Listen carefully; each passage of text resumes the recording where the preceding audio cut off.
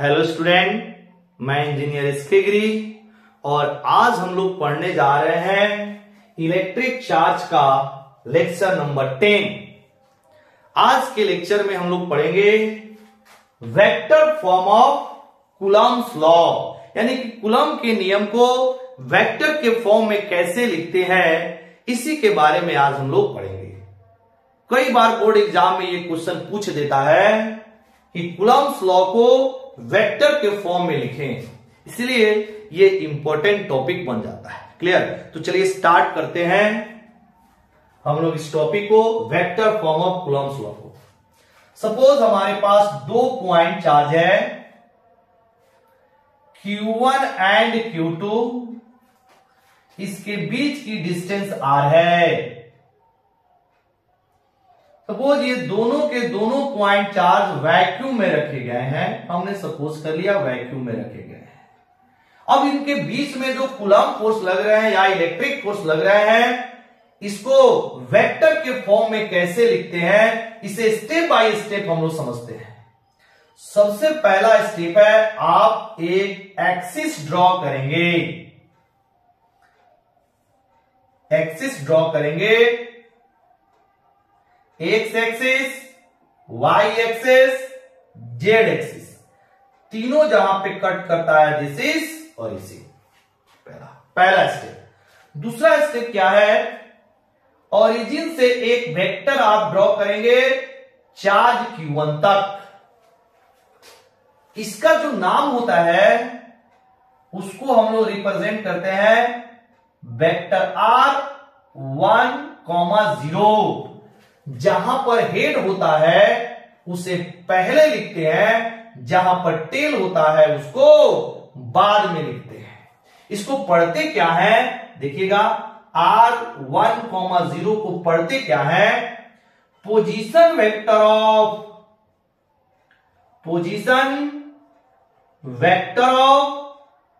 Q1, position vector of Q1 with respect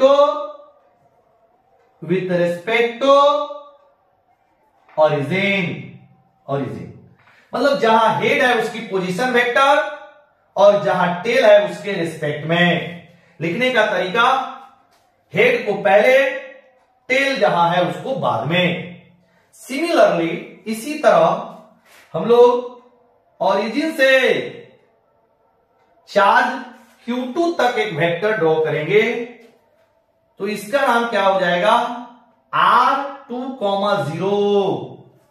R2,0 कैसे पढ़ेंगे, R2,0 मतलब 2 के पास हेड है और ओरिजिन के पास इसका 2 के पास इसका हेड है और ओरिजिन के पास इसका टेल है। तो इसको क्या पढ़ेंगे, position vector of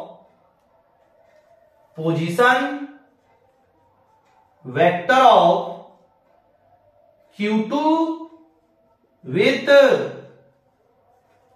respect to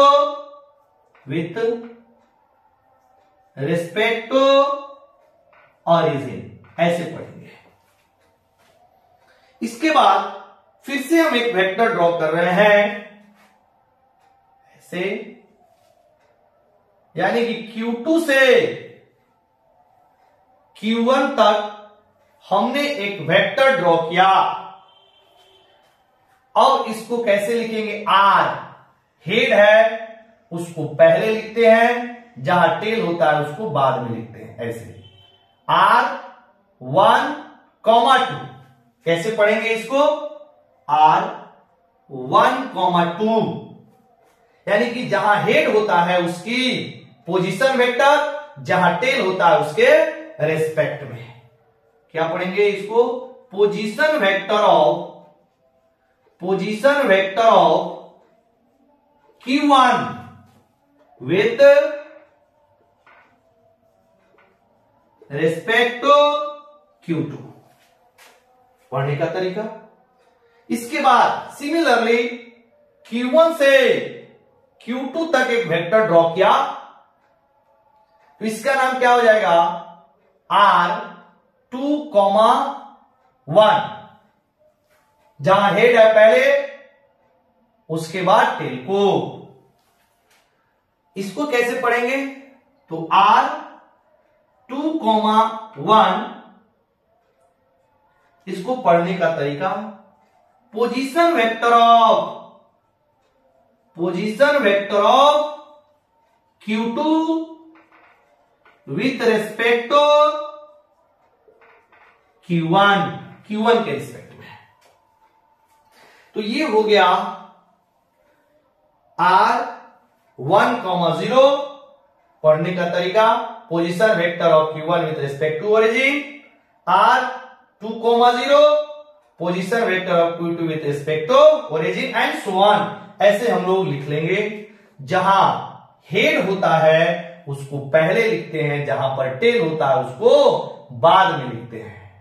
जहां पर हेड होता है उसकी पोजीशन वेक्टर, जहां टेल होता है उसके रेस्पेक्ट में, ऐसे हम लोग लिख लेंगे। क्लियर? इसके बाद में अगर हम लोग देखें यहां पर, तो जो R21 वेक्टर है इसकी मैग्नीट्यूड R के ही बराबर है, और R12 जो वेक्टर है इसकी भी मैग्नीट्यूड R के ही बराबर है। एक्चुअल में मैग्नीट्यूड होता क्या है? Length of the arrow. Arrow की जो लेंथ होती है वही वेक्टर की मैग्नीट्यूड होता है।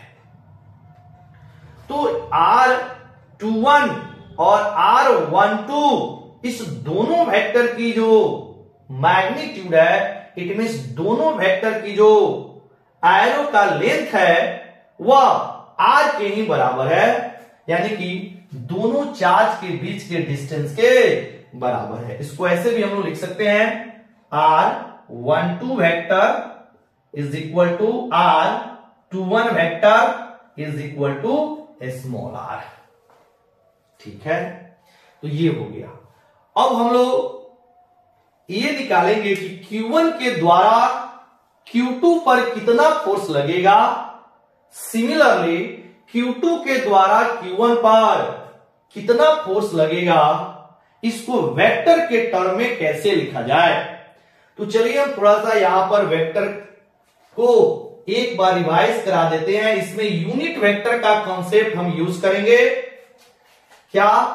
तो unit vector of A is equal to vector A divided by magnitude of A। इसको अगर हम लोग सिंप्लीफाई करें तो वेक्टर A बराबर magnitude of A into unit vector of A। ठीक है, अब इसी चीज को हम लोग यहां पर यूज करने वाले हैं। ठीक है, तो आप लोग इसको पॉज करके नोट कीजिए। हम अपने काम के लायक यहां से इसको हटा रहे हैं, इसको मिटा रहे हैं। यहां से हमने इसको मिटा दिया। ठीक है, यहां से इसको मिटा दिया।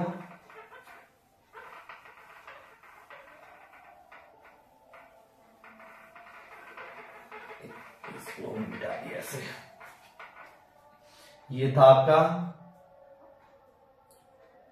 Q1, ये है आपका Q2, ये था R2,1, और ये सबके सब कहां रखे हुए थे? वैक्यूम में है, वैक्यूम में। ठीक है, अब चलिए यहां से हम लिखते हैं। यहां से देखिए कैसे लिखते हैं। देखिए यहां लिख रहे हैं force acting on charge Q1 due to charge Q2। Force on charge Q1 due to charge Q2। इसको लिखेंगे कैसे? if 1,2 मतलब force acting on charge Q1 due to Q2, यानी Q1 पर Q2 के द्वारा जो फोर्स लग रहा है उसको लिखने का तरीका, force on charge Q1 due to Q2, ऐसे लिखेंगे। तो किसी भी वेक्टर को लिखना है तो यहां पे देखिए हम यूनिट वेक्टर की कंसेप्ट को लिख रखा है, vector is equal to vector की मैग्नीट्यूड एंड यूनिट वेक्टर।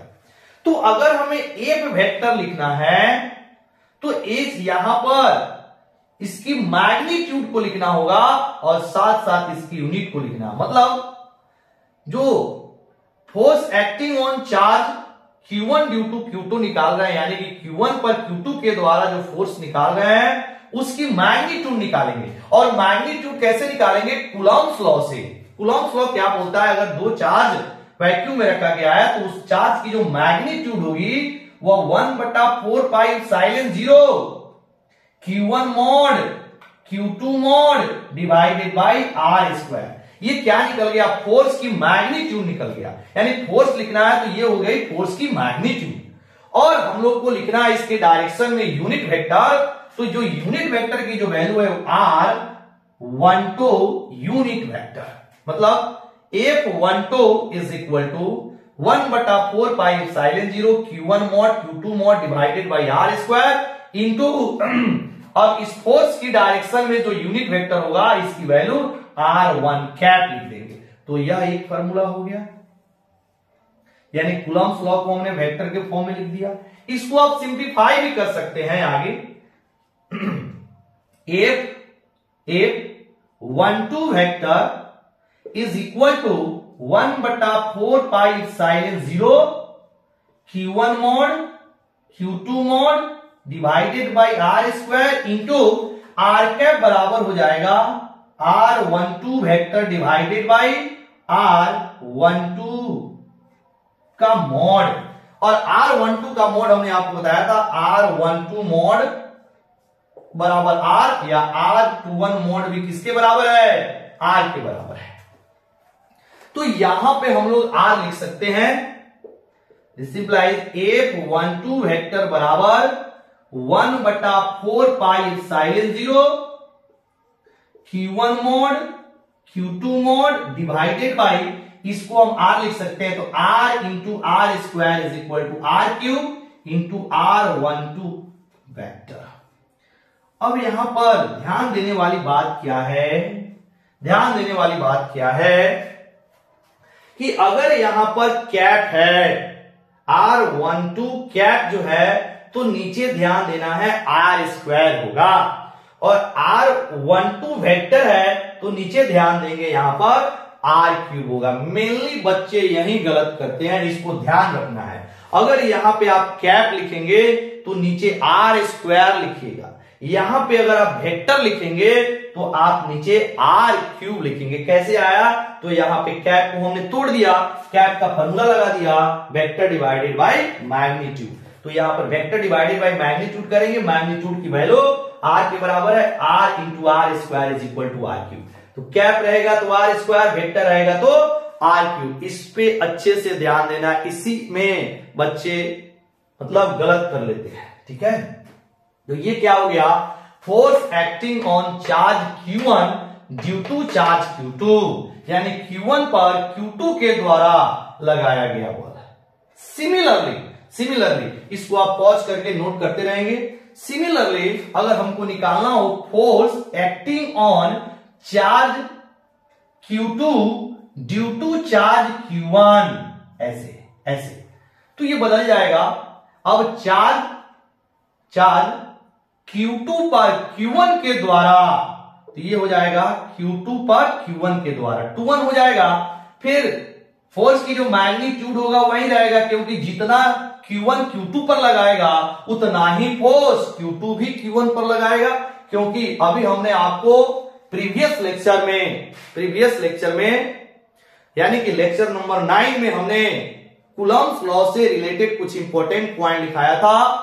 उसमें हमने बोला था कि जो कूलॉम्स लॉ होते हैं वह न्यूटन्स के थर्ड लॉ पर बेस्ड होता है। तो जितना चार्ज Q2 Q1 पर लगाएगा उतना ही चार्ज Q1 Q2 पर लगाएगा, तो दोनों की मैग्नीट्यूड सेम होगी। सिर्फ यहां पर क्या बदल जाएगा, यहां पे 2-1 है तो ये हो जाएगा 2-1। क्लियर? यानी कि अगर आपका यहां पे कैप है तो नीचे R स्क्वायर, फिर इसको 2-1 लिख सकते हैं यहां पर। अब ये क्या हो जाएगा 2-1 वेक्टर और ये हो जाएगा आपका 2 1 वेक्टर का मैग्नीट्यूड, और 2 1 वेक्टर की मैग्नीट्यूड भी r के बराबर है, तो यहाँ r होगा तो ये r क्यूब हो जाएगा, और ये क्या हो जाएगा 2 1, यहां भी हो जाएगा आपका 2 1। क्लियर? तो ये है आपके vector form of Coulomb's law. Clear? इसके बाद अब मान लीजिए हमारे पास एक सिस्टम ऑफ पॉइंट चार्जेस है, और इस सिस्टम ऑफ पॉइंट चार्ज के कारण अगर किसी दूसरे पॉइंट चार्ज पे हमें फोर्स निकालना है, टोटल फोर्स निकालना है, तो कैसे निकालेंगे? यानी कि इसको हम लोग पढ़ेंगे सुपरपोजिशन ऑफ फोर्सेस के अंतर्गत। तो चलिए यहां पे स्टार्ट करते हैं next topic.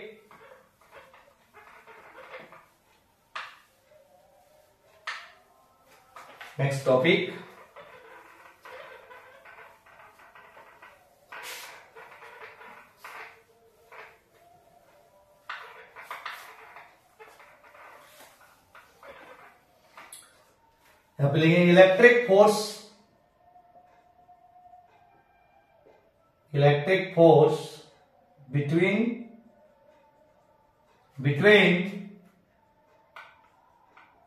Multiple charges. Clear? ध्यान से समझेंगे। सपोज यहां पर एक सिस्टम ऑफ पॉइंट चार्ज है, सपोज ये आपका एक सिस्टम है, और इसमें बहुत सारे चार्जेस है। सपोज यहां पर ये Q1 चार्ज है, यहां पर मान लीजिए ये -Q2 चार्ज है, एंड डैश डैश यहां पर सपोज Qn चार्ज है। मतलब एक सिस्टम है जिसमें बहुत सारे चार्जेस हैं। हो सकता है कुछ चार्ज पॉजिटिव हो सकता है कुछ चार्ज निगेटिव हो, या ऐसा भी हो कि सबके सब निगेटिव हो, या ऐसा भी पॉसिबिलिटी है कि सबके सब पॉजिटिव हो। तो इस तरह का एक सिस्टम है जिसमें बहुत सारे चार्जेस हैं। ये सभी चार्ज मिलके यहां पर एक दूसरा पॉइंट चार्ज जिसका नाम है कैपिटल Q। अब ये पूरा सिस्टम वाला पूरा जो आपके चार्ज का सिस्टम जो है, ये कैपिटल Q पर नेट फोर्स कितना लगाएगा, इसे हमें निकालना है। कैसे निकालेंगे समझना है। इसमें करना क्या है कि भाई Q1 इस कैपिटल Q पर कितना फोर्स लगाएगा, उसकी मैग्नीट्यूड और उसकी डायरेक्शन निकाल लीजिए, because force is a vector quantity. उसी तरह ये -Q2 इस कैपिटल Q पर कितना फोर्स लगाएगा, उस फोर्स की मैग्नीट्यूड और डायरेक्शन निकाल लीजिए। डैश डैश ये Qn इस कैपिटल Q पर कितना फोर्स लगाएगा, उस फोर्स की मैग्नीट्यूड और डायरेक्शन निकाल लीजिए। क्लियर? इसके बाद इस कैपिटल Q पर पूरे सिस्टम के चार्ज के द्वारा जो नेट फोर्स निकालना है, उन सभी फोर्स को वेक्टोरियली जोड़ देंगे, नेट फोर्स निकल जाएगा। चलिए स्टार्ट करते हैं। सबसे पहले यहां पर लिखेंगे the force acting on charge capital Q due to Q1। इसके लिए आपको यहां से इसकी डिस्टेंस पता करनी है। सपोज हमने डिस्टेंस पता किया कि स्मॉल Q1 से कैपिटल Q के बीच की जो डिस्टेंस है वो R1 है। तो इसकी जो मैग्नीट्यूड है, मतलब स्मॉल Q1 और कैपिटल Q के बीच लगने वाले जो फोर्स की मैग्नीट्यूड है, इस मैग्नीट्यूड को हम कैसे निकालेंगे? इसके लिए क्या फॉर्मूला होगा? F1 is equal to 1/4 pi epsilon 0। इसको मान लेते हैं Q1, इसको मान लेते हैं Q2। तो Q1 का मॉड इंटू कैपिटल Q2 का मॉड, Q1 का मॉड इंटू कैपिटल Q का मॉड डिवाइडेड बाय इसके बीच की डिस्टेंस R1 का स्क्वायर। मतलब स्मॉल Q1 और कैपिटल Q के बीच जो फोर्स लग रहे हैं उस फोर्स की मैग्नीट्यूड इतनी होगी बाय कूलम्ब्स लॉ। ठीक है, अब देखना 1/4 हमने एप्सिलॉन 0 इसलिए लिया क्योंकि सपोज ये क्या है, एयर में है या फिर वैक्यूम में। हमने मान लिया एयर या वैक्यूम में, अगर कुछ नहीं दिया रहता है तो हम लोग एज्यूम कर लेते हैं कि जो चार्जेज है वो या तो एयर में है या तो वैक्यूम में। हम लोग सपोज कर लेंगे अगर क्वेश्चन में मीडियम का जिक्र नहीं है तब, तो हम लोग इसके बीच में लगने वाले फोर्स की मैग्नीट्यूड निकाल लिया। अब हम डायरेक्शन निकालेंगे। डायरेक्शन निकालने के लिए आप चार्ज की पोलैरिटी को देखिए, Q1 is positive and capital Q is also positive. अब पॉजिटिव के बीच में रिपल्सन लगेगा, मतलब यानी F1 की जो डायरेक्शन होगी वह कुछ इस तरह से होगा, यानी दोनों चार्जों को मिलाने वाले स्ट्रेट लाइन के अलोंग, है कि नहीं। इसी तरह हम लोग फिर से लिखेंगे the force acting on charge capital Q due to -Q2। अब फिर -Q2 और कैपिटल Q के बीच की डिस्टेंस की जरूरत पड़ेगी, तो यहां से आपको डिस्टेंस निकाल लीजिए। सपोज ये डिस्टेंस आ गया R2 के बराबर, ये डिस्टेंस आ गया R2 के बराबर, तब इनके बीच में जो फोर्स लगेगा उस फोर्स की मैग्नीट्यूड कितनी होगी। अगर इसे F2 बोले तो 1/4 pi epsilon 0 into -Q2 mod into capital Q mod divided by R2 का होल स्क्वायर। F2 निकल गया, यानी कि इनके बीच में लगने वाले फोर्स की मैग्नीट्यूड निकल गई। अब इसका डायरेक्शन निकालिए। डायरेक्शन के लिए फिर पोलैरिटी को देखेंगे, ये आपका कैपिटल Q पॉजिटिव और ये आपका जो Q2 है वो निगेटिव, यानी कि पॉजिटिव और निगेटिव के बीच में अट्रैक्शन लगेगा, मतलब जो -Q2 है वो कैपिटल Q को अपनी ओर अट्रैक्ट करेगा। दिस इज F2, ये फोर्स हो गया F2। ठीक है, इसके बाद इसी तरह डैश डैश करके डैश डैश इसी तरह the force acting on charge capital Q due to Qn। जितना भी इस सिस्टम के अंतर्गत चार्ज रहेगा, सभी चार्ज के द्वारा कैपिटल Q पर कितना फोर्स लगेगा उस फोर्स की मैग्नीट्यूड और डायरेक्शन निकाल लेना है। क्या करेंगे, फिर Qn से लेकर आप कैपिटल Q की डिस्टेंस निकाल लीजिए। सपोज ये आया Rn आ गया, तो इसकी जो मैग्नीट्यूड होगी, इनके बीच में जो फोर्स लग रहा है इसकी मैग्नीट्यूड जो होगी, अगर इसको हम निकाले Fn is equal to 1/4 pi epsilon 0 Qn mod capital Q mod divided by Rn का होल स्क्वायर। ये हो जाएगा Rn का होल स्क्वायर। तो ये तो निकल गया इसकी मैग्नीट्यूड। फिर अब इसकी डायरेक्शन निकालेंगे। डायरेक्शन निकालने के लिए चार्ज की पोलैरिटी देखिए, Qn is positive and capital Q is also positive. Positive के बीच में रिपल्सन लगेगा, मतलब Fn की जो डायरेक्शन होगा कुछ ऐसे होगा। ठीक है, यानी कि सिस्टम के अंदर जितने भी चार्जेज हैं, सभी चार्ज कैपिटल Q पर कितना फोर्स लगाएगा, सबका इंडिविजुअली मैग्नीट्यूड निकाल लीजिए, सब फोर्सेस का डायरेक्शन निकाल लीजिए। ठीक है, इसके बाद अब हमें नेट फोर्स निकालना है कैपिटल Q पर। तो क्या करेंगे, F1 F2 डैश डैश जो Fn वेक्टर है सबको वेक्टोरियली जोड़ देंगे, और जो वैल्यू आएगा वही इस पूरे सिस्टम के अंतर्गत जो चार्ज है वो कैपिटल Q पर जो नेट फोर्स लगाएगा उसकी वैल्यू आ जाएगी। यानी कि अगर हम लोग यहां पर लिखे the net force acting on charge capital Q due to system of all point charges is F vector is equal to F1 vector plus F2 vector plus dash dash plus Fn vector.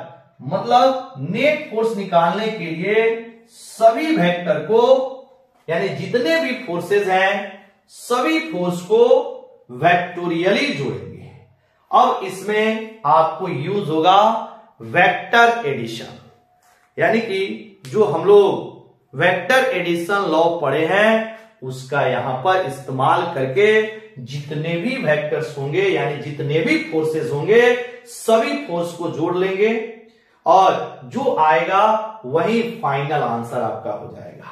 यानी कि जब भी आप इस तरह multiple charges के कारण किसी पॉइंट चार्ज पे अगर हमें नेट फोर्स निकालना है तो क्या करेंगे, इंडिविजुअली हम लोग फोर्सेस की मैग्नीट्यूड और डायरेक्शन निकाल लेंगे, और जब पूरे सिस्टम के कारण जो आपका कैपिटल क्यू दिया उस पे नेट फोर्स निकालना हो तो सारे फोर्सेस को वेक्टोरियली जोड़ेंगे, because force is a vector quantity. देखिएगा इस कंसेप्ट पे हम लोग बहुत सारे न्यूमेरिकल्स करने वाले हैं, बहुत सारे इस पे हम लोग क्वेश्चंस करेंगे। अब हम लोग इस लेक्चर को यहीं खत्म करते हैं। इस पे जो भी न्यूमेरिकल्स आने वाले हैं वो नेक्स्ट लेक्चर में आएंगे, ठीक है। तब तक के लिए आप लोग अच्छे से पढ़ाई करते रहिए और आपके फ्रेंड सर्कल में जितने भी स्टूडेंट हैं सबको इस वीडियो, यानी जो आप वीडियो देख रहे हैं या जो प्रीवियस वीडियो आपने देखा है उन सबको अपने फ्रेंड सर्कल में क्या शेयर कीजिए, ज्यादा से ज्यादा आप लोग इसको सब्सक्राइब कीजिए चैनल को, ताकि और भी स्टूडेंट को इसकी बेनिफिट मिल सके। क्लियर? चलिए, वेरी वेरी थैंक यू।